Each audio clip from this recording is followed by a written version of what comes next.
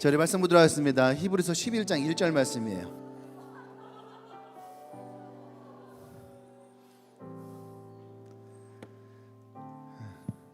요새 히브리서가 유행이라서요.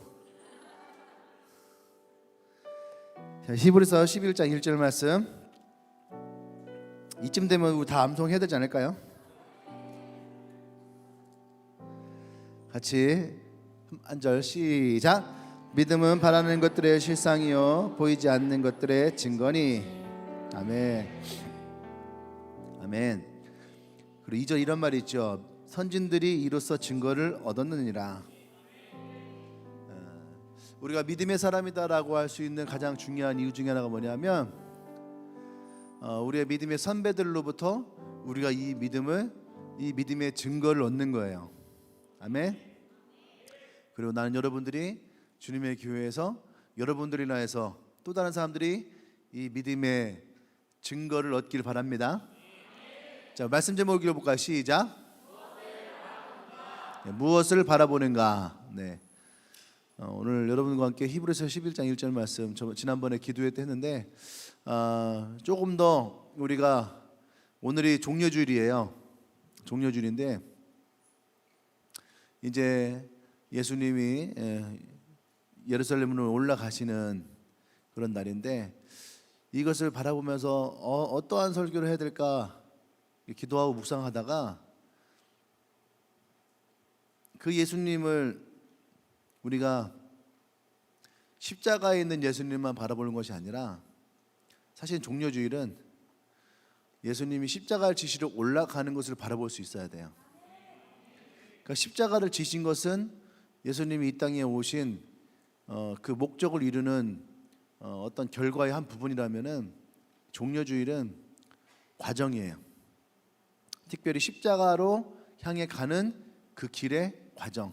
근데 우리가 그 주님을 바라보지를 못하면 우리도 마찬가지예요. 우리도 믿음의 결론은 천국이겠죠. 그죠? 하나님 나라 임하는 거. 그것이 우리의 마지막 믿음의 결과라면 우리가 이 땅을 살아가면서 그 여정이 없으면, 그 과정이 없으면 우리는 너무 힘든 신앙생활을 하게 될 겁니다. 그래서 히브리서 11장 1절 2절에서 우리는 앞서 우리의 믿음의 선배들이 어떻게 믿음을 지키며 살아왔는가, 그리고 그들이 어떻게 마지막 그 결과를 얻어냈는가, 그것을 우리는 보게 되는 거죠. 아멘. 그래서 오늘 여러분들과 함께 이 부분을 조금 더 우리가 말씀을 통해서 알아야겠다라는 그런 마음이 왔어요. 그래서 오늘 이 부분을 좀 여러분들과 함께 조금 더 좀 들어가길 원합니다. 네. 믿음이라는 것은요, 사전적인 의미로 믿는 마음이에요. 믿는 마음. 우리가 믿음 그러는데 믿음의 사전적인 의미로는 믿는 마음이에요. 믿는 마음은 사실은 성경이 말하고 있는 믿음을 다 설명하기에는 부족합니다. 예, 부족하죠. 그럼에도 불구하고 이 믿음에서 믿는 마음에 중요한 포커스가 있는데 그건 뭐냐면 믿음의 대상이라는 거예요. 예, 믿음의 대상. 누구를 믿어야 하는가? 또 무엇을 믿어야 하는가? 그것이 우리의 믿는 마음이라는 거죠. 그래서 성경에서 지금 우리에게 믿음 이렇게 얘기를 해요. 그래서 오늘 이 히브리서 11장 1절에서 믿음에 대해서 두 가지를 정의하고 있죠. 하나는 믿음은 바라는 것들의 실상이고 또 하나는 보이지 않는 것들의 증거다. 바라다라는 것은 이 원뜻이 기대하다, 바라다, 소망하다. 그러니까 이것은 제가 얘기했죠. 이것은 과거에 있지 않고 미래에 있는 거지만 지난주에 말씀하면은 과거가 우리에게 이 디딤돌이 되지 않으면, 바탕이 되지 않으면 우리는 미래를 향해서 나아갈 수가 없다라고 얘기를 했어요. 그래서 믿음이라는 것은 그냥 앞에 막연하게 우리가 바라보고 됐으면 좋겠다, 이루어졌으면 좋겠다, 그것이 아니라 과거를 통해서 하나님이 이루어 놓으신 것을 통해서 우리가 이것을 보고, 그죠? 그래야지 우리가 선조들을 통해서 이 증거를 얻는 거거든요. 선조들을 통해서 이 증거를 얻었을 때에 우리가 그 믿음을 향해서 바라볼 수가 있는 거예요. 아멘. 그래서 실상이라는 것은요, 본질이고 실체고 확신이고 계획이라는 뜻을 가지고 있어요. 실상은 이렇게 실제 우리가 눈을 보고 있는 상을 얘기하는 것만이 아니라는 얘기죠. 이거는 우리의 말이고 성경에서 말하고 있는 헬라어의 원뜻은 본질, 실체, 확신, 계획. 그러니까 이것을 풀이하면은 어떻게 해요?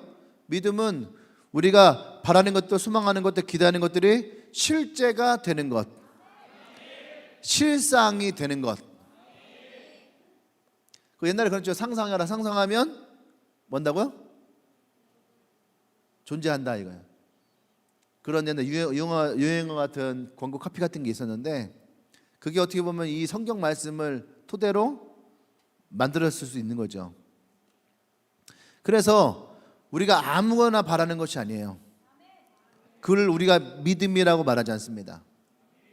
여기서 우리가 중요한 믿음은 뭐예요? 대상이에요. 이것을 이루실 수 있는 대상. 그리고 우리가 그것을 향해서 바라볼 수 있는 방향성. 할렐루야. 그것이 우리에게 이 믿음에서 굉장히 중요한 부분이라는 거죠. 보이지 않는 것도 증거도 마찬가지예요. 믿음을 가지면 이 믿음은 보이지 않는 것들을 보게 하는 능력이 있어요. 사실은 보이지 않아요. 근데 마치 이것을 보는 것처럼 믿어지게 된다는 거죠. 그게 믿음이에요. 왜? 바라는 것들의 실상이기 때문에. 믿음은 그것이 믿음이라는 거예요. 그래서 오늘 난 여러분들과 함께 이 믿음에 있어서 굉장히 중요한 무엇을 바라보느냐, 누구를 바라보느냐, 믿음의 대상과 방향을 여러분과 함께 좀 나누려고 합니다. 아멘. 그래서 첫 번째는 뭐냐면 믿음은 예수님을 바라봐야 된다는 거예요. 예수님을. 우리의 믿음의 대상이 누구라고요? 우리의 믿음의 대상은 예수 그리스도. 예수 그리스도. 이게 어떻게 보면 더 정확한 표현이에요. 예수님도 맞지만 예수 그리스도. 죄에서 우리를 구원하실 구세주. 그게 뭐예요? 예수 그리스도. 우리가 바라봐야 될 분이 누구라고요? 우리를 구원해 주실 분은? 우리를 아버지 앞으로 인도하실 분은? 우리를 천국으로 인도하실 분은? 할렐루야. 그래서 우리가 예수 그리스도를 바라봐야 되는 거예요. 아멘. 예수 그리스도, 예수 그리스도, 예수 그리스도. 아멘. 그래서 히브리서 12장 2절에서 믿음의 주여 나를 온전케 하는 예수를 바라보라. 사실은 히브리서 11장 1절과 히브리서 12장 2절이 사실 연결되어지는 거예요. 우린 믿음장을 11장으로 끝내려고 하는데 사실은 그 11장에서 얘기하고 있는 결론적인 이야기가 히브리서 12장 2절 나오는 거죠. 그래서 하고 싶은 얘기가 뭐예요? 왜 믿음에 대해서 얘기했냐? 그래서 믿음의 주여 너를 온전케 하는 예수를 바라보라. 믿음의 주. 우리가 바라봐야 될 믿음의 대상이 바로 주님이라는 거예요. 왜요? 그분이 나의 인생을 온전케 한다는 거죠. 이것은 방향성을 얘기하는 거거든요. 그분은 우리를 구원하시기 위해서 십자가를 지셨어요. 십자가의 지심을 부끄러워하지 않았다고 얘기를 하고 있어요. 할렐루야. 그래서 그분은 십자가에서의 그 고통을 다 참으시고 나와 여러분들을 구원하신 분입니다. 그분이 누구예요? 예수 그리스도. 그 안에 우리의 구원이 있습니다. 그 안에 영원한 생명이 있는 거예요. 그분을 통해서 우리는 아버지께로 나갈 수가 있어요. 그분을 통해서 우리는 천국에 갈 수 있고 우리는 그분을 통해서 하나님의 자녀가 되는 권세를 얻게 됩니다. 할렐루야. 그래서 우리가 주님을 바라볼 때에 우리의 삶은, 우리의 신앙은 흔들리지 않는 그런 신앙이 될 수 있다는 거죠. 주님을 바라보지 않고 다른 것을 바라볼 때에 우리는 흔들려요. 그리고 그 흔들리는 신앙생활이 아닌 종교생활밖에 할 수가 없는 거죠. 어떤 사람들은 돈에 흔들린 사람이 있고, 어떤 사람들은 시간에 흔들린 사람이 있고, 어떤 사람들은 관계에 흔들린 사람이 있고, 어떤 사람들은 성공에 흔들린 사람이 있고, 어떤 사람들은 자기 취미 생활에 흔들린 사람이 있고. 안 그래요? 어떤 남자들은 자동차에 흔들리고 여자들은 명품에 흔들리고, 남자들은 게임에 흔들리고 여자들은 유튜브 인스타에 흔들리고. 그런 것들에 우리가 흔들리기 시작한다면 우리는 신앙생활이 아닌 종교생활밖에 안 된다는 얘기예요. 이 시대는 흔들리는 시대라고 저는 생각이 들어요. 이 시대는 흔들리는 시대예요. 무엇인가 우리를 요동치게 만드는 시대입니다. 그러다 보니까 어때요? 믿음이 흔들립니다. 우리의 예배 생활이 흔들립니다. 신앙생활이 흔들려요. 그러니까 우리의 신앙의 지진이 일어나고 신앙의 혼돈이 일어나는 시대에 살고 있어요. 단지 코로나 때문이 아니죠. 코로나는 이것을 조금 더 증폭시켰을 뿐이지 사실은 우리 안에, 우리 사회 속에 이미 내재하고 있었던 거예요. 근데 우리는 그래서 자꾸 코로나에다가 막 이입을 시키려고 그래요. 근데 코로나 오기 전에도 마찬가지였어요. 코로나 오기 전에도 신앙이 흔들렸던 사람들은 흔들렸는데 코로나가 오니까 마침 잘 됐다, 얘 때문에 내가 믿어야지 하고 그냥 코로나에게 책임을 전가시키는 거죠. 그래 안 그래요? 우리가 코로나에다가 많은 것들을 전가시킬 때가 있지요. 그래서 이 시대는 어쩌면 우리에게 영적인 지진이 일어나고 영적인 혼돈이 일어나고 또 우리의 영을 공격하는 그런 시대예요. 그러다 보니까 많은 사람들이 믿음이 흔들려요. 전에 예배에 목숨 걸었던 사람들이 이제는 그렇게 예배에 목숨 걸지 않아요. 또 별 관심이 없어지는 사람도 있겠죠. 전에는 그렇게 기도에 목숨 걸었던 사람들이 있어요. 하루라도 예배당 가서 기도하지 않으면 뭔가 찌푸둥하고 안 될 것 같은데 이제 코로나가 오니까 집합금지가 되어지고 그러다 보니까 이제 점점 멀어지게 되니까 이제는 기도가 뭐예요? 영적으로 조는 사람들이 많아지는 거죠. 우리는 지금 그런 시대를 맞이하고 있어요. 영적으로 흔들리는 이런 시대를 맞이하고 있어요. 근데 왜 우리가 영적으로 이렇게 흔들리고 있는가?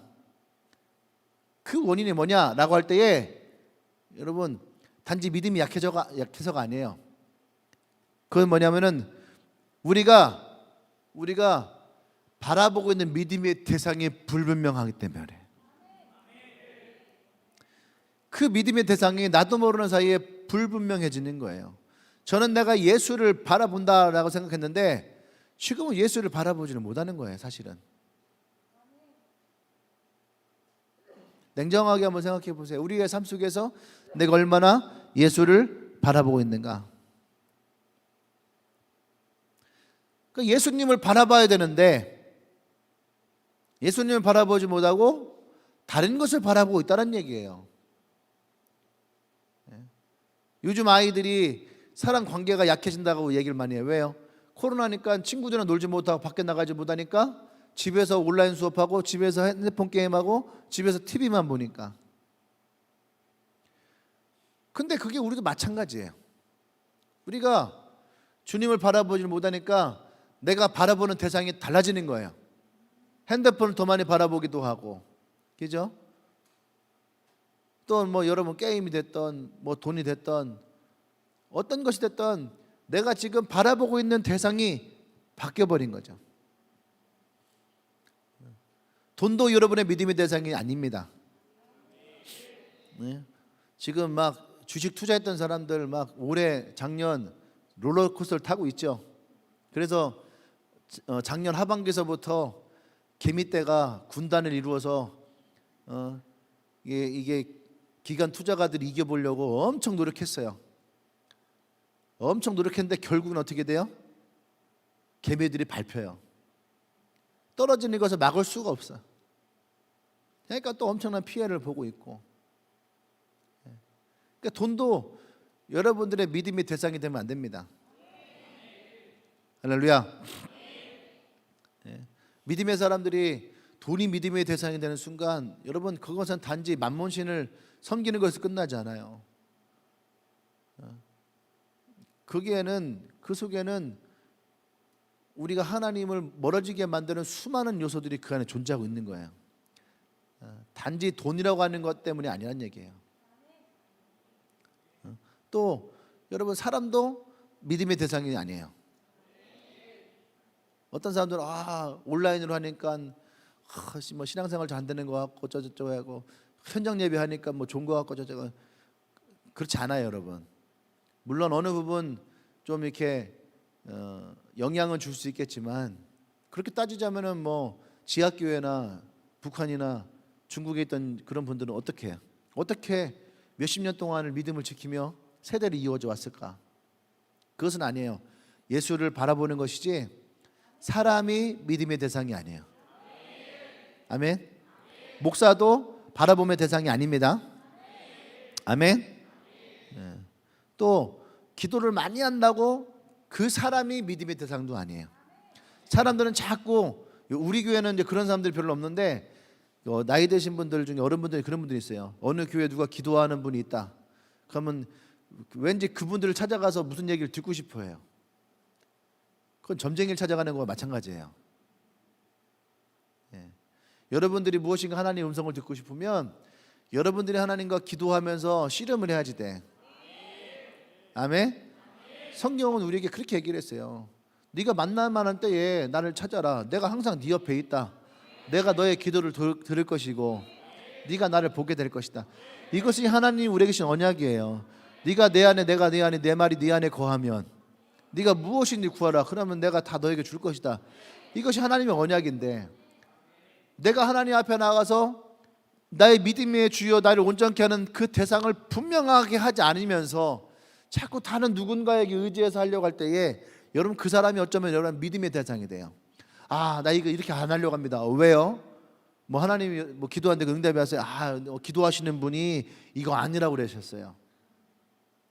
그 점쟁이랑 똑같은 거예요, 여러분. 그분이 하나님의 음성을 듣는다 해도 여러분이 하나님 앞에 나가서 진짜 간절하게 소망하며 기도해야죠.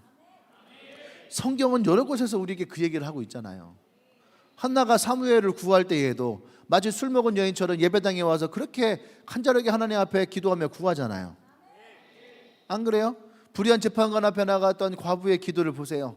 불의한 재판관이 돈 주지 않으면 기도를 들어주지 않는 것을, 소원을 들어주지 않는 걸 알면서도 매일 그 앞에 나가서 기도할 때에 예수님 뭐라 했어요? 기도하는 자가 낭망치 않고 절망치 않기 위해서. 그래서 이 예화를 통해서 너희들이 그렇게 하나님께 구하면 반드시 너희 기도에 응답을 얻게 될 것이다. 할렐루야. 그것은 무슨 얘기를 하는 걸까요? 너희 기도의 대상이 누구인지를 분명하게 하라는 거예요. 너희 믿음의 대상이 누구냐 이거예요. 믿음의 대상이 사람이 아니란 얘기예요. 목사도 아니고 기도하는 사람도 아니고 우리의 믿음의 대상은 오직 예수 그리스도. 따라서 나의 믿음의 대상은 오직 예수 그리스도. 할렐루야. 여러분 그러다 보니까 자꾸 사람들이 드러나는 거예요. 이단이 나오고 신천지 나오고 이만희가 나오고 목사 목회를 잘하던 분들이 갑자기 어느 날 예수님이 돼버리고 성령님이 돼버리고 사람들이 그런 사람들을 믿음의 대상으로 추앙하니까 그런 일이 일어나는 거예요. 믿음의 대상은 오직 성경에서 뭐라 그래요? 예수 그리스도. 아멘. 우리가 목숨을 걸어둔다면 그것은 오직 예수 그리스도. 우리의 시간과 젊음을 헌신한다면 오직 예수 그리스도. 우리가 예수 그리스도 아니면 그렇게 할 이유가 없어요. 목사님을 위해서 내가 목숨을 바치겠습니다. 그럴 필요가 없어요. 할렐루야. 여러분 나를 위해서 목숨 바쳐서 뭐하게? 장례식 치려면 힘들어요. 바치지 말아요. 우리가 오직 바칠 분은 예수 그리스도밖에 없습니다. 할렐루야. 그래서 시편 16장 8절에 내가 여호와를 항상 내 앞에 모심이여 그가 나의 오른쪽에 계심으로 내가 흔들리지 아니하리로다. 다윗의 고백이거든요. 그러니까 다윗은 항상 적들이 그 앞에 왔을 때에도 항상 하나님이 그 오른편에 계심을 고백하고 인정하는 거예요. 그러니까 내가 흔들리지 아니한다. 아멘. 나와 여러분들 그래야 됩니다. 예수님은 십자가에 죽으시면서 제자들에게 뭐라 했어요? 내가 가는 것이 너에게 유익이라. 왜요? 몇 날에 못 돼요? 성령이 우리에게 오셨거든요. 성령 하나님 우리 안에 계심으로 이제는 그 주님이 우리와 항상 함께 하세요. 그러면 우리는 흔들릴 이유가 없어요. 우리 흔들릴 이유가 없어요. 그분이 내 안에 계시면. 할렐루야. 그러면 시편 3편 6절에 보면은 천만인이 나를 에워싸 진친다 하여도 나는 두려워하지 아니하리로다. 천만 명이 나를 공격하려 나를 에워싸도 어떻게 해요? It make no longing for you. 할렐루야. 적들이 나를 에워싸도 주님이 나를 보호하고 감싸고 있으면 난 두려워하지 않아요. 찬양할 때만 그렇게 고백하지 말고 여러분들의 삶에서 그 어떠한 것이 여러분 찾아와도 내가 믿음의 주만 분명하면 그 주님이 내 안에만 분명하게 계시면 우리는 두려워하지 않습니다. 할렐루야. 아멘. 여러분들이 흔들릴 때가 있습니까? 믿음이 흔들릴 때가 있나요? 신앙이 예배가 흔들릴 때가 있습니까? 또 교회 생활 흔들릴 때가 있어요? 여러분의 믿음의 태상이 분명하지 않기 때문에 그래요. 믿음의 주여 나를 온전케 하는 예수를 바라보십시오. 자, 여기서 퀴즈. 왜 퀴즈하는데 웃는 줄 알아요? 과연 이걸 맞출 사람이 있을까? 성경 퀴즈도 못 맞추는데 이걸 과연 맞출 사람이 있을까? 자, 퀴즈를 내겠습니다. 연력학 제1법칙은 뭘까요? 연력학 제1법칙. 쳐다보지 마. 어차피 몰라. 소정이 지난번 알던데. 숨었어? 모른대? 연력학 제1법칙은 에너지 양에 대해서예요. 에너지 양에 대한 부분. 가면 진짜 퀴즈. 연력학 제2법칙은 뭘까요? 연력학 제2법칙. 네? 힌트는 1법칙에 있어요. 1법칙은 양에 대한 거면은 2법칙은요 방향성이에요. 방향. 에너지는 일정한 방향으로 흘러간다는 거죠. 그게 무슨 말일까? 사람은 나이가 들수록 늙어진다. 연력학 제2법칙으로 보면은 너무 쉽죠. 사람은 나이가 들면은 늙는 게 맞아 틀려요. 따뜻한 커피는 시간이 지나면 식는다. 이게 연력학 제2법칙이에요. 그러니까 말이 되게 어려운 거지 사실 내용은 아주 쉬운 거예요. 제가 왜 이 얘기를 하냐? 우리의 신앙도 마찬가지라는 얘기예요. 우리가 예수님을 처음 바라봤을 때 내게 구원이 임했을 때 누구보다도 뜨거워요. 근데 우리는 자연법칙 속에 살고 있기 때문에 연력학 제2법칙에 의해서 우리의 믿음도 시간이 지나가면서 식어져 가는 사람들이 생겨요. 그래서 우리는 예수를 바라봐야 되는 거예요. 바라보고 또 바라보고 또 바라보고. 어제 바라봐서 오늘 안 바라보는 것이 아니에요. 어제 바라봤으면 오늘 또 식어지고 있는 거예요. 그래서 오늘 또 우리는 바라봐야 돼요. 성경도 읽고 또 읽고 또 읽어야지 돼요. 어제 읽었다고 오늘 내가 또 다 기억하고 아는 것이 아니에요. 할렐루야. 그래서 우리의 신앙이, 우리의 삶이, 우리의 어떠한 믿음이 성장되어져 간다는 것은요, 그것은 한 번 보고 끝나는 것이 아니고 그것을 매일 바라보면서 그 속에 주님이 우리에게 주시는 주님의 뜻을 더 많이 발견하며 나갈 수 있어야 됩니다. 아멘. 그래서 두 번째예요. 두 번째는 뭐냐면 비전을 바라봐야지 돼요. 우리를 더 성장시키고 우리를 더 뜨겁게 만들 수 있는 것이 무엇이냐라고 할 때에 그것은 우리 안에 비전을 바라볼 수 있는 마음이 있어야 돼요. 믿음은 우리 안에 이 비전을 더욱더 선명하게 해요. 할렐루야. 아까 얘기했죠? 믿음은 우리의 대상이고 또 하나는 방향성이다. 비전은 방향성을 얘기하는 거예요. 우리가 비전을 제시한다라고 할 때에 이 비전을 제시하는 것은 방향성이거든요. 너가 어느 길로 가야지 되는지, 너가 어느 쪽으로 가야지 성공할 수 있는지. 근데 그것이 비전이라는 거예요. 하나님이 원하시는 것을 바라보면 우리는 하나님이 원하시는 그 방향을 통해서 우리는 살아갈 수 있게 됩니다. 근데 사단을 바라보면 사단이 우리에게 원하는 방향으로 우리는 나갈 수밖에 없어요. 아까 제가 여러분 돈이 우리의 믿음의 대상이 되면 안 된다라고 할 때에 단지 돈을 사랑하는 것에 함정이 있는 것이나 더 많은 것들에 함정이 있다고 했잖아요. 바로 이러한 거예요. 사단이 우리에게 그 방향성을 돈을 향해서 이 방향성을 제시해서 우리가 돈을 쫓아가는 인생이 되어지면 이 돈을 인하여서 우리가 잃어버려야 될 것들이 너무너무 많이 생긴다는 거예요. 할렐루야. 그렇기 때문에 우리는 무엇을 바라보느냐가 중요해요. 예수님의 제자들이 배를 타고 갈 때에 풍랑이 일었어요. 근데 예수님은 기도하시냐고 늦게 오셨죠. 근데 예수님이 우리가 잘 아는 것처럼 물 위를 걸어서 제자들에게 찾아옵니다. 그때의 제자들이 놀라죠. 귀신이냐? 그때 예수님 뭐래요? 내가 예수다. 놀라지 마라. 그때 베드로가 그 얘기를 듣고 흥분합니다. 그래서 어떻게 해요? 진짜 예수님이면 나도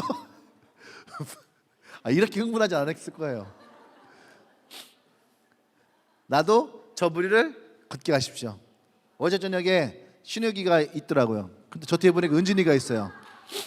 그래서 보는 순간 몰카 한번 찍어야 되겠다.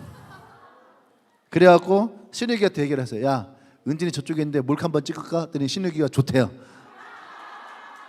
알았다. 그럼 어떻게 찍겠니? 그냥 내가 너 혼날 테니까 너는 그냥 죄송합니다. 네, 죄송합니다. 그것만 하라고. 웃지 말고 그것만 하라고. 그래서 몰카를 찍었어요. 야, 너 생각도 못하냐? 리더가 그런 생각도 못하냐? 너 이런 생각 가지고 어떻게 직장 생활하냐? 내가 언제까지 너한테 이걸 다 얘기해야 되냐? 그렇게 하고 네가 어떻게 셀을 하냐? 막 제가 뭐라 했어요. 그랬더니 은진이가 들었는지 안 들었는지 잘 모르겠어요. 그랬더니 신우이가 그러는 거예요. 들었을 거예요. 들었는데 모른 척하는 걸 거예요. 예, 딱 그러는 거예요. 그래 알았어. 그래서 내가 조금 더 소리를 너무 크게 하면 걸리니까 들리든 말든 제가 얘기했어요. 야, 내가 너를 믿고 어떻게 뭘 맡기냐? 그래서 내가 그랬어요. 더 끄면은 안 될 것 같아서 이은진 그랬더니 쳐다보는 거야. 일로 와봐. 와요. 야, 신욱이 어떻게 하냐? 내가 뭐 어떻게 해야지? 리더가 말이지. 아니 주일날에 뭐 먹을지는 왜 매주 물어보냐고. 그거 하나 제대로 하지 못하냐고. 그랬더니 울려고 하더라고. 그러니까 두려워하지 말라. 두려워하지 마라. 예수님 우리와 함께 있으면 두려워하지 마라. 어떤 것이 와도 두려워하지 마라.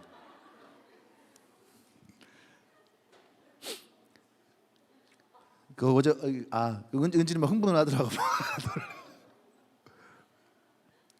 자, 근데 베드로가 어떻게 해요? 물 위를 걷다가 순간 파도가 있는 것을 보고 빠지죠.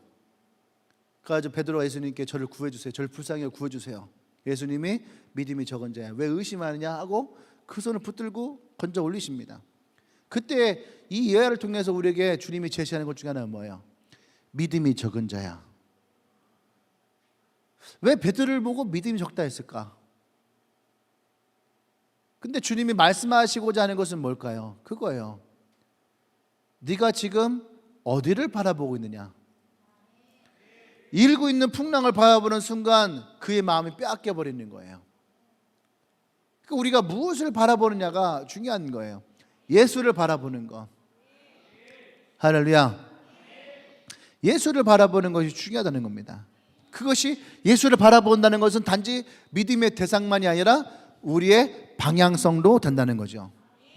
그래서 하나님은요, 하나님의 일을 하실 때에 믿음의 사람들에게 그 마음에 이 방향성을 심으세요.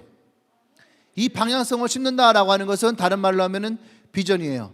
또 다른 말로 하면은 소원이에요. 다른 말로 하면 꿈이에요.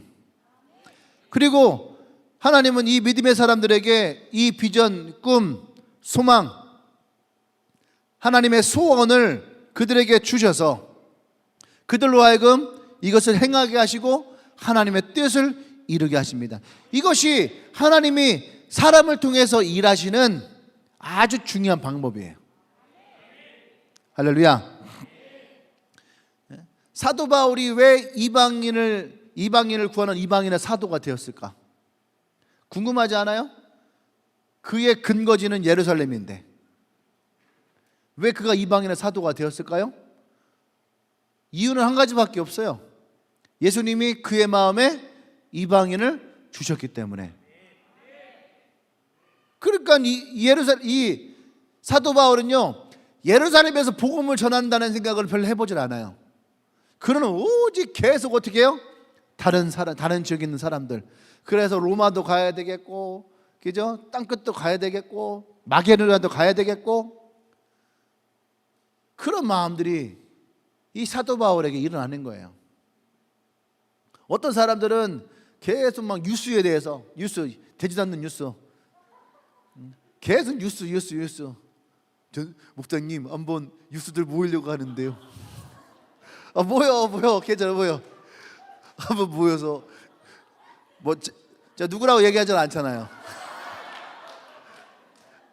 이 시대의 꿈을 가지고 계속 뉴스를 하려고 해. 누구냐고 지금 계속 물어보는데, 그래서 해.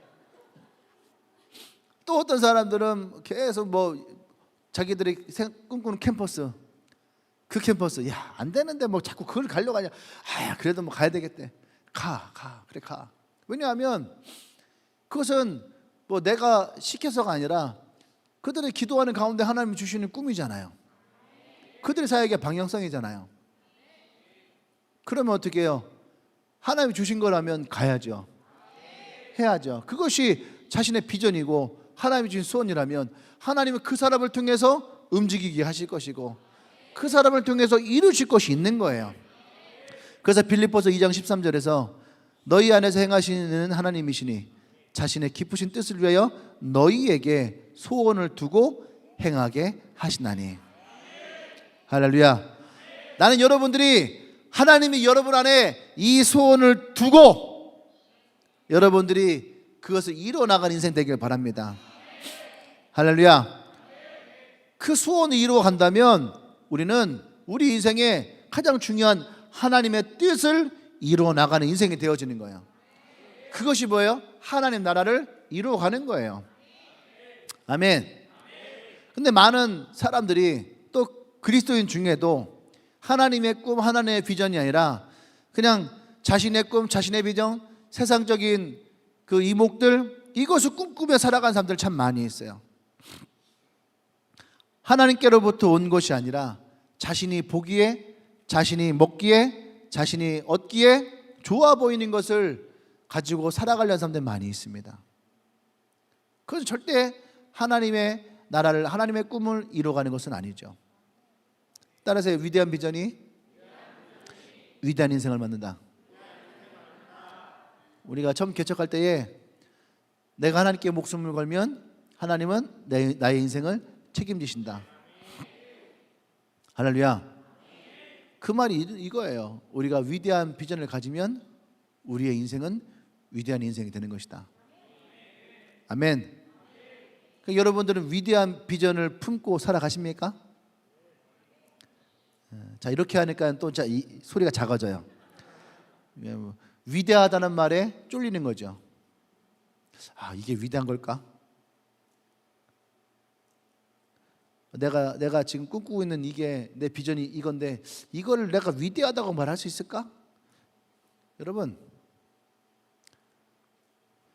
우리가 꾸는 꿈이 누구로부터 왔는가가 중요한 거예요. 누구로부터 왔는가가. 내 꿈의 결과가 위대하냐 위대하지 않느냐가 아니라 나의 꿈이, 나의 소원이, 나의 비전이 누구로부터 왔느냐. 하나님으로부터 온 것이라면 여러분, 그것은 결과가 어떠한 것이든 그것은 위대한 비전이에요. 이것이 우리 안에 사실은 유물론적 사고관이 자리 잡고 있기 때문에 그래요. 성공했냐 할 때 제일 먼저 돈 많이 벌었겠네. 목회 성공해서 그럼 성도 많겠네. 이게 교회와 세상이 다 이 유물론적 세계관이 들어오니까 위대하다 하면은 나라를 구해야 돼. 내 목숨 던져서 나라를 구하는 정도 돼야지 위대한 거예요. 그게 위대하다는 것이 아니에요. 그러면 보세요. 위대한 목회를 한다라고 하는 그 목사님들은요, 전 세계에 몇 명 없는 거예요. 그러면은 주를 위해 살아간다 했던 수많은 목사님들은 다 위대한 인생이 아니에요. 비참한 인생인 거죠. 성도 몇 명 없는 그런 지하교회에서 있는 그런 목사님들은 다 비참하고 실패한 목회가 되는 거예요. 그것이 세상에서 바라보는 거예요. 그러니까 세상에서 바라보니까 불쌍한 거예요. 근데 하나님의 시각에서 바라보면 성경은 한 영혼이 천하보다 귀하다고 했거든요. 근데 그분들은 그 천하를 위해서 자신의 인생을 헌신하고 있는 거예요. 그걸 누가 비참하고 실패했다고 말할 수 있어요? 할렐루야. 그러니까 위대하다, 위대하지 않다라고 하는 것은 누구로부터 왔느냐? 하나님으로부터 왔다면 그 어떠한 것도 위대한 비전이 되고 위대한 꿈이 되는데, 상훈이 또 어디가? 상훈이! 어디가 너 또? 내 예배 시간 나가지 말랬지? 예배 때마다 내가 나가지 마 내가 밥도 사주고 고기도 사주고 차도 사주고 위대한 인생을 꿈꾸고 있는데 지금. 할렐루야. 그러니까 여러분들이 위대한 비전이다 할 때에 여러분 그 비전을 내가 꿈꾸고 있는 것이 작다 크다 적다 많다가 아니에요. 우리에게서 가장 중요한 것은 그것이 하나님으로부터 왔느냐. 할렐루야. 아무리 크고 화려해도요, 이것이 하나님으로부터 온 것이 아니라면 그것은 우리의 욕심이고 세상적인 이목일 수밖에 없어요. 이생의 자랑일 수밖에 없어요. 아멘.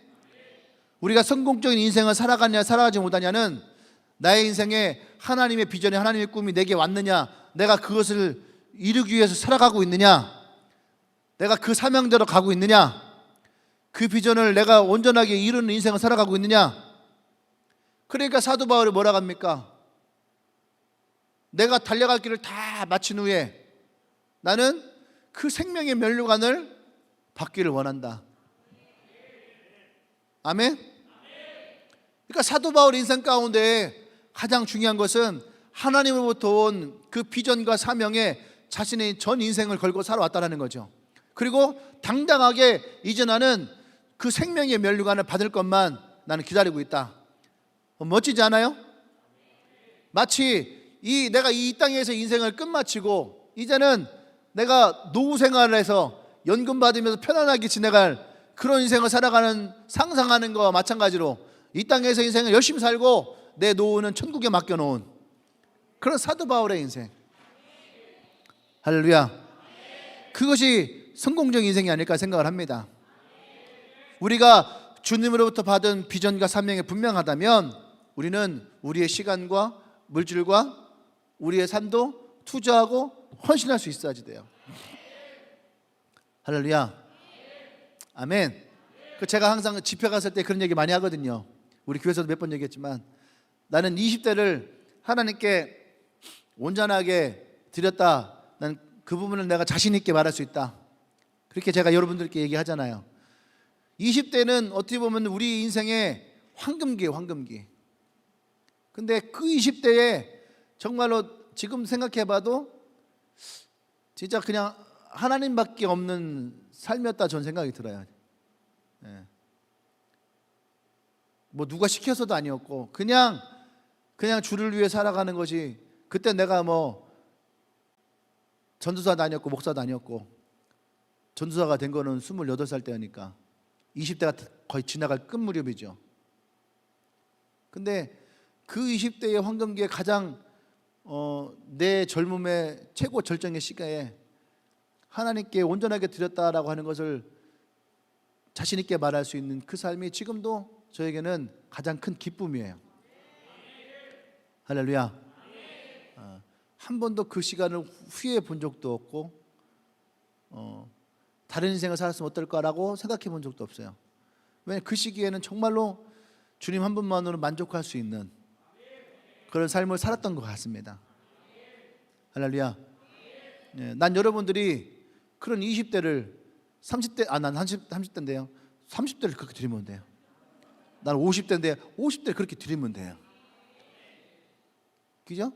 인생은 80부터라고 얘기했지만 사실은 성경에서 이미 얘기한 거예요. 왜? 모세가 80부터 사역을 시작했거든요. 그러니까 20대가 됐던 80대가 됐던 상관이 없어요. 우리가 주님으로부터 사명을 받는 그 시대에 그때 하나님 앞에 우리를 헌신하며 드리면 그때부터 우리는 위대한 인생을 살아가기 시작합니다. 할렐루야. 헬런 켈렉이 어떤 사람들 물었어요.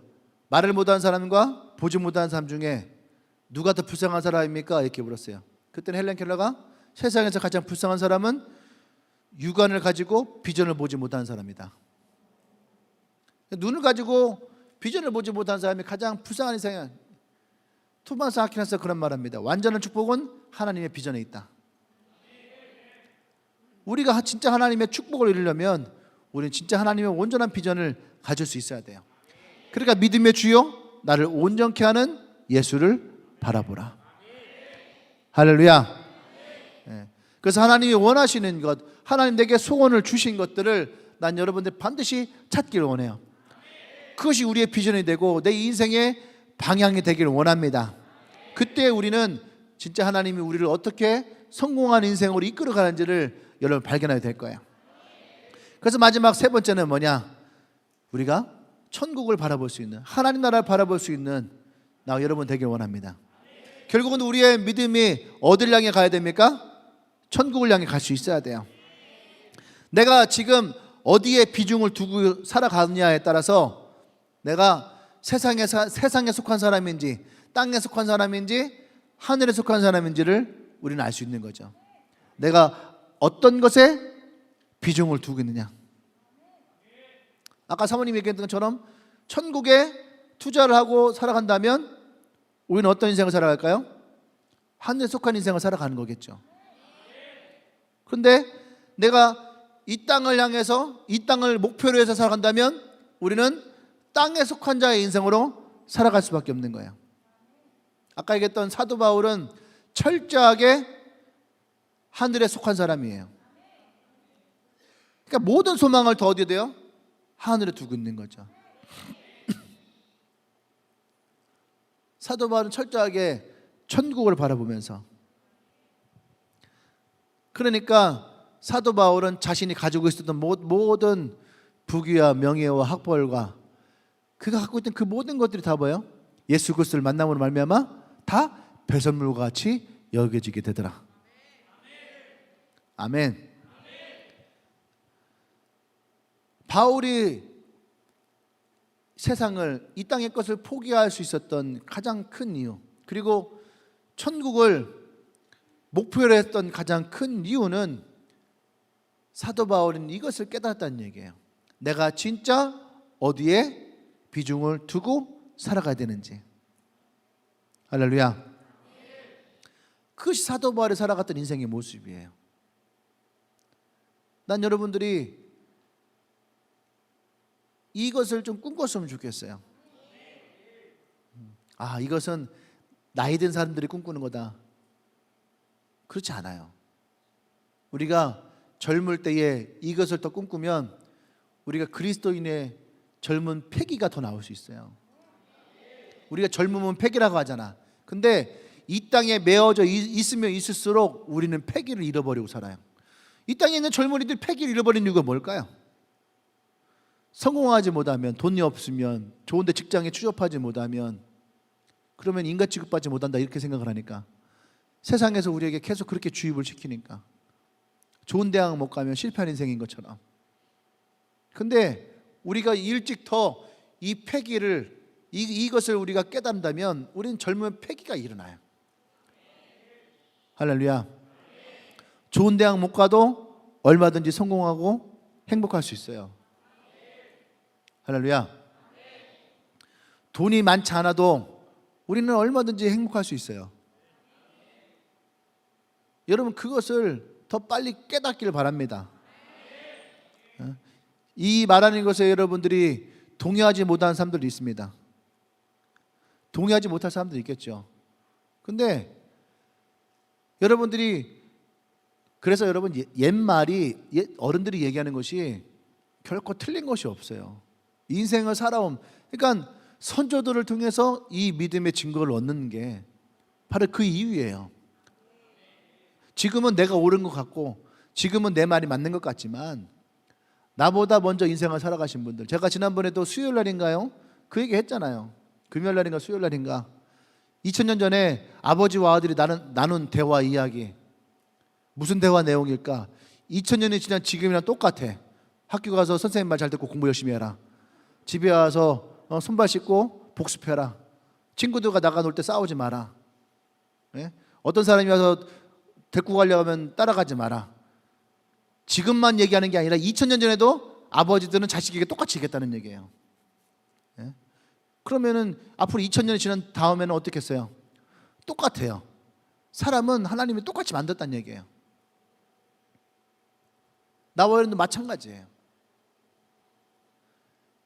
그렇기 때문에 우리가 성경에서 지혜를 얻어야 됩니다. 성경을 통해서 왜 선조들에게서 이 증거를 얻는다라고 성경은 기록했을까요? 이 히브리서 쓸 당시에도 이미 2000년 전 이야기란 말이에요. 왜 그 사람들의 이야기를 통해서 우리가 믿음의 증거를 얻어야 되느냐? 우리 인생이 그 삶은 바뀌지가 않는 거예요. 같아요. 그렇기 때문에 우리의 믿음의 대상이 분명해야 되고, 우리의 믿음의 방향이 분명해야지 돼요. 그리고 결국에는 어디를 향해서 가야 돼? 우리는 천국에 속한 자예요. 하늘에 속한 자예요. 내가 하늘에 속한 자임을 알 때에 우리는 이 땅에서 더 당당해질 수 있는 거예요. 비록 이 땅에서 우리의 인생이 조금은 부족할 수 있지만, 내가 하나님으로 말미암아 저 천국에서는 내가 더 멋진 인생을 살아갈 것임을 우리가 분명하게 확신한다면 이 땅에서 꿀릴 것이 없어요. 여러분 보세요. 우리는 외국에 가면은요 되게 뭔가 위축돼요. 그래서 외국 사람들이 한국 사람을 만날 때마다 다 뭐라고 하냐면은 샤이니. 난 아이돌이 아닌데 자꾸 날 보고 샤이니래, 샤이니.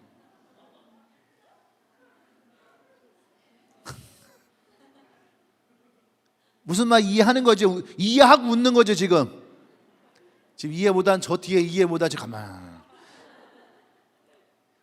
우리 보고 샤이니래, 샤이니. 근데요, 한국말 한 개도 못해도 미국 사람들은요 세상 어디를 가도요 다 당당해. 당당하게 와서 Excuse me? Oh my God. 한국에서도 샤이니야.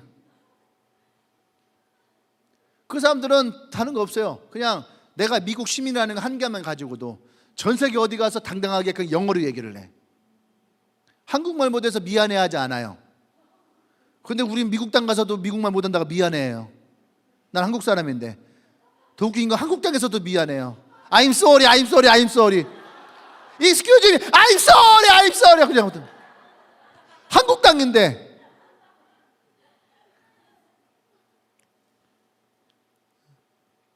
무슨 차이인지 알겠죠? 우리는 하늘에 속했으면 우리 하나님의 자녀이고 나의 시민권이 한국이 아니라 천국에 있다면 천국에 있다면 여러분 우리는 이 땅에서 더 당당하셔야 됩니다. 그거 진짜 천국을 바라보는 사람이에요. 진짜 내가 주님을 바라보는 사람이고 내가 천국을 향해서 가는 사람이고 나의 인생의 비전이 분명한 사람이에요. 할렐루야. 아멘. 그러니까 오늘 이 설교의 가장 중요한 핵심은 뭐예요? 우리의 믿음은, 잘 들어요, 믿음은요 우리에게서 목적이 아니에요. 자꾸 우리는 믿음이 목적으로 봐요. 그러니까 믿음이 있냐 없냐, 믿음이 크냐 작으냐, 이럴 땐 믿음이 약해지는 것 같고, 술 한잔 먹으면 믿음이 약해지고, 술 깨면 믿음이 좋아지는 것 같고, 게임하면 믿음이 약해지고, 쇼핑을 좀 많이 하면 왠지 내가 믿음이 약해진 것 같고, 쇼핑을 금식하면 믿음이 강해지는 것 같고. 아멘이십니까? 그것은 믿음을 잘못 아는 거예요. 믿음은 목적이 아니야. 믿음은 수단과 같은 거예요. 그래서 믿음은 들으면서 나는 거예요. 그래서 우리는 그 믿음을 어떻게 해요? 내 입술로 시인하는 거예요. 그 믿음을 내 입술로 시인하니까 구원이 우리에게 일어나는 거예요. 그런데 우리는 믿음을 자꾸 혼동하는 거예요. 믿음은 우리의 목적이 아닙니다. 믿음은 하나님의 축복이에요. 그래서 예수님이 성령을 나와 여러분들 우리 모두에게 선물로 주신 거예요. 아멘. 그러니까 여러분이 믿음을 내 마음에서 만들려고 하지 말아요. 믿음을 내 마음에서 만들려고 하지 마요. 믿음은 바라보는 거예요. 예수를 바라보는 거예요. 어떤 상황에서도 예수를 바라보는 거예요. 그 주님을 바라보고 그 주님을 의지하고 그 주님께 고백하고 그 주님께 도움을 구하고 그 주님께 간구하고, 그 믿음이에요. 내가 주님께 100만 원을 구하면 주님이 주실까? 1000만 원을 구하면 주님이 주실까? 1억을 구하면 주님이 주실까? 주님은 이러한 것을 이루는 목적이 아니에요.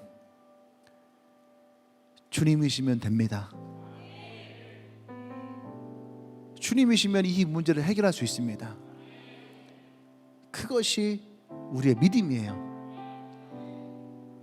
믿음의 주여 나를 온전케 하는 예수를 바라보는 것, 그것이 믿음이에요. 그럴 때 우리의 믿음은 바라는 것들의 실상이 되고 보이지 않는 것의 증거가 되고, 그 믿음을 가지고 주님께 나갈 때에 주님은 우리에게 상 주는 분이심을 우리는 알게 되는 거죠. 할렐루야. 난 여러분들이 그 주님을 많이 바라보세요. 성경을 읽으면서 바라보고, 기도하면서 바라보고, 묵상하면서 바라보고, 여러분의 문제 앞에서 바라보고, 기쁨 앞에서 바라보고, 감사하며 바라보고, 눈물 흘리면서 바라보고, 어느 때라도 주님을 바라보세요. 주님을 바라보는 그 사람만이 진정으로 믿음의 사람이에요. 할렐루야. 우리 기도하십시다. 우리가 십자가를 바라본다 얘기를 해요. 십자가를 바라본다. 십자가에서 능력이 있는 것이 아니에요. 십자가에서 죽으시고 부활하신 예수를 바라보는 거예요. 십자가에 능력이 있는 것이 아니에요. 십자가에서 죽으시고 부활하신 예수 그리스도에게 능력이 있는 거예요. 할렐루야. 그래서 오늘 우리가 기도하고 고백할 때에 이 고백을 했으면 좋겠습니다. 예수님, 당신에게 능력이 있습니다. 예수를 바라보며 능력이 있습니다. 예수를 바라보며 구원이 있습니다. 예수를 바라보며 내 삶의 방향이 있습니다. 내 삶의 비전이 있습니다. 할렐루야. 우리가 예수를 바라보며 기도하며 나가십시다. 함께 기도합니다.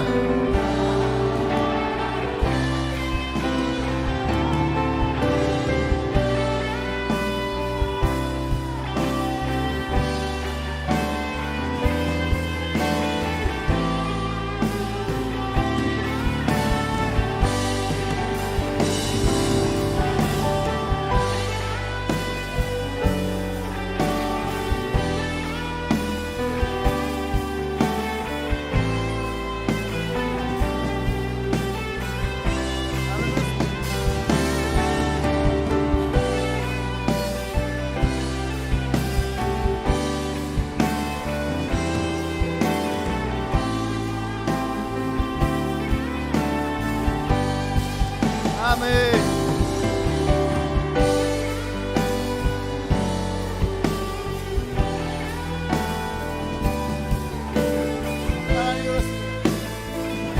바라봅니다.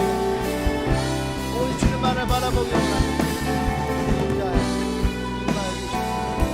우리 하나님께 만나가기 원합니다. 그러한 분만을 역사해 주시옵소서. 할렐루야. 또 한번 기도할 때에 우리가 그런 고백했으면 좋겠어요. 주님, 내가 위대한 비전을 갖기를 원합니다. 위대한 꿈을 꾸기를 원합니다. 나의 마음에 하나님의 소원을 주십시오. 나의 인생의 이 소원을 이루어가길 원합니다. 할렐루야. 우리 주여 한번 기도합니다. 주님,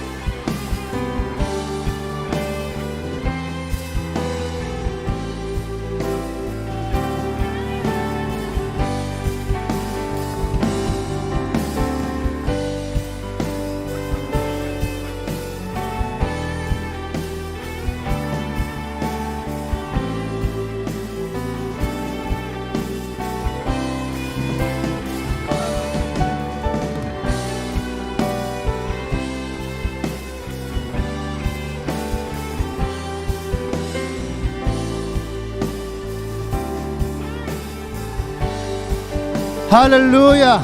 할렐루야. 우리 마지막 하나만 더 기도할 텐데요. 여러분, 우리의 열정이 다시 일어나기를 원합니다. 우리가 정말 그리스도인이 이 땅에서 패기를 가진 자가 되기 원합니다. 나는 이 땅에 속한 자가 아니요, 내가 하나님께 속한 자이므로 이 땅에서 내가 그 어떤 것도 눈치를 보지 아니하고 내가 하나님의 비전을 이뤄나가는 주의 패기 있는 사람 되기 원합니다. 주의 열정 있는 사람 되기를 원합니다. 기도합니다.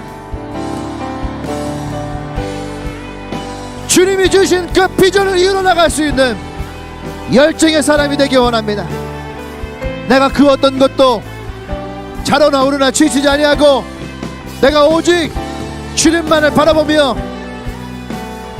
내가 이 땅 가운데에 진짜 열정 있는 사람으로 주님이 내게 주신 이 비전을 이뤄나가는 사람이 되기를 원합니다.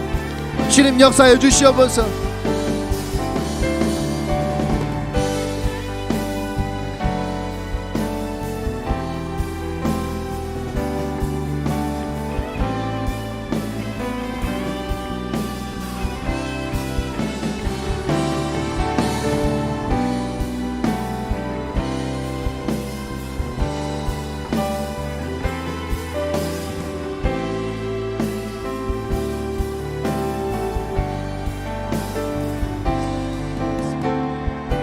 할렐루야. 그렇습니다. 주님, 우리의 믿음의 주여, 나를 온전케 하는 예수를 바랍니다. 우리를 구원하실 분도 오직 예수 그리스도시요, 우리를 하나님께로 인도하실 분도 오직 예수 그리스도시요, 우리 하나님의 자녀됨을 얻게 하는 것도 오직 예수 그리스도시요, 우리 이 땅에서 승리케 하실 분도 오직 예수 그리스도이심을 선포합니다. 우리가 이 땅에 속한 자가 아니요, 우리가 저 하나님의 나라 천국에 속한 것임을 선포합니다. 우리에게 주신 하나님의 소원을 이뤄나가게 하시고 그 비전을 우리가 행하는 자로, 그 사명을 우리가 행하는 자로 살아가기를 원합니다. 우리 안에 다시 그 열정이 일어나게 하시고 젊은 패기가 우리 가운데에 다시 일어날 수 있도록 성령 기름 부어 주시옵소서. 이 시대가 아무리 우리를 절망케 하고 우리를 혼동케 하고 우리의 믿음을 흔든다 할지라도 우리가 예수를 바라보며 우리가 나아갈 때에 우리에게 승리가 있음을 선포합니다. 오직 예수 그리스도 안에 나의 승리가 있음을 선포합니다. 주님 역사하여 주시옵소서. 할렐루야. 할렐루야. 할렐루야. 이제는 우리 주 예수 그리스도의 구속의 은혜와 하나님의 크신 사랑과 성령의 교통 역사하심이 우리의 믿음의 주여 나를 온전케 하신 예수를 바라보며 진정 나의 삶 가운데에 나를 승리케 하시고 나를 온전케 하실 그 주의 비전을 향해 나아가기로 고백하는 주님에게 모든 영혼들을 위해 지금부터 영원토록 함께 하시기를 간절히 축원합나이다. 아멘.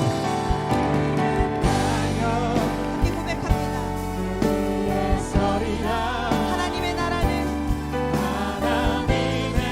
결코 무너지지 않을 것입니다. 아멘. 다시 한 번 더 믿음 다하여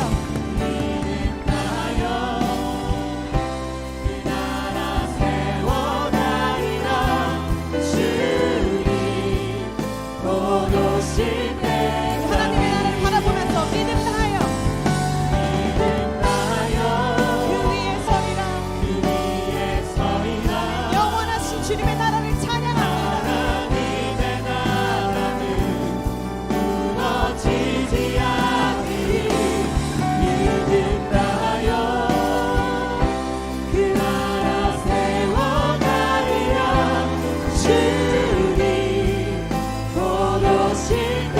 우리 마지막으로 주님께 고백합니다. 믿음 다하여 그 위에 서리라. 하나님의 나라는 결코 무너지지 않습니다. 아멘. 아멘. 오직 믿음 다하여